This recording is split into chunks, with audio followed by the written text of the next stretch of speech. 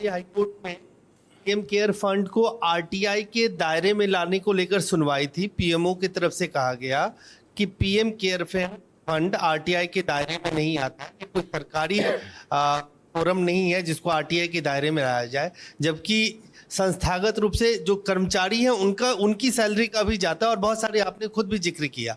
तो आप ऐसे में कैसे उम्मीद कर सकते हैं, जिसको खुद प्रधानमंत्री कार्यालय कह रहा है कि वो राइट टू इंफॉर्मेशन में नहीं आता, या कोई ऐसा संस्था नहीं है जिसकी तरफ से ये पैसा डिस्बर्स किया जाए? देखिए, आरटीआई के दायरे में नहीं आता, आपने सही फरमाया। सीएजी की ऑडिट नहीं होती उसकी, वो ऑडिट भी नहीं होगी उसकी। और पैसा किससे ले रहे हैं? प्राइवेट कंपनियों को कंपनीज एक्ट में मैंडेटरी किया गया है, हर लिस्टेड कंपनी को अपने प्रॉफिट का 2% सीएसआर एक्टिविटीज में देना होता है। ये मैंडेटरी है कंपनीज एक्ट 2013 के अधिनियम के अनुसार। भारत सरकार ने क्या कहा कि आप अगर पीएम केयर में वो पैसा दे देते हो तो कोई सीएसआर करने की जरूरत नहीं। तो भारत सरकार के अधिनियमों में पीएम केयर को जोड़ दिया जाता है और उसको आरटीआई में नहीं लाया जाता। ये दोहरे मापदंड क्यों? चाइनीज कंपनियों ने, क्या हमने बार बार पूछा कि क्या चाइनीज कंपनीज ने पीएम केयर में पैसा नहीं दिया? जो चाइनीज मोबाइल मैन्युफैक्चरर है, क्या उन्होंने पीएम केयर में पैसा नहीं दिया?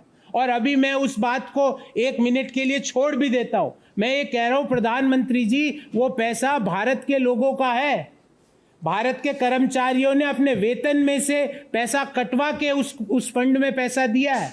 हजारों करोड़ रुपया उसके अंदर अभी भी पड़ा है। वो पैसा अगर बाढ़ रिलीफ में यूज नहीं आ सकता तो फिर वो भारत के किस काम का?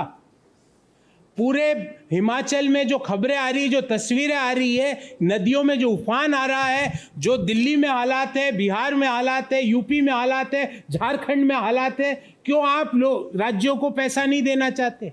और वो पैसा जो भारत के लोगों का है, भारत के लोगों का पैसा अगर भारत के लोगों पर आपदा आए उस समय यूज नहीं आ सके तो उस पैसे का कोई काम का नहीं है वो पैसा।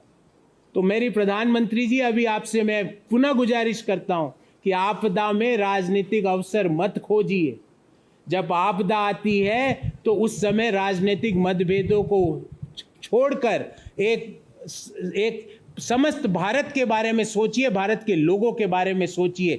इस तरह सोच के पैसा मत दीजिए कि यहां पर इस पार्टी की सरकार है और वहां पर इस पार्टी की सरकार है।